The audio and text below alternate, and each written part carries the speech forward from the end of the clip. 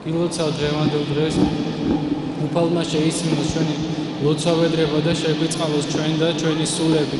დღევანდელ სახარებაში განსაკუთრებული ყურადღება ექცევა სულის მნიშვნელობას ადამიანში.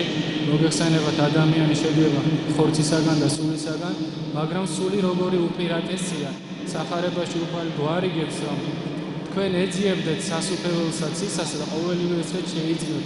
ანუ თავარი ადამიანის საზრუნავი არის სულის გადარჩენა.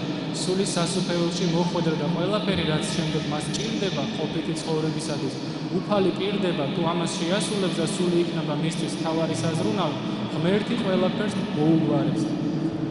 დღევანდელ დღეს კი რეალობა რადიკალურად განსხვავებულია, რადგან ყოველდღიურობაში ადამიანებს სული გვავიწყდება. ჩვენი მთელი ცხოვრება რომ დავინახოთ და გავიხედოთ უკან, მივხვდებით, რომ სულისთვის თითქმის არაფერი არ გვიზრუნია.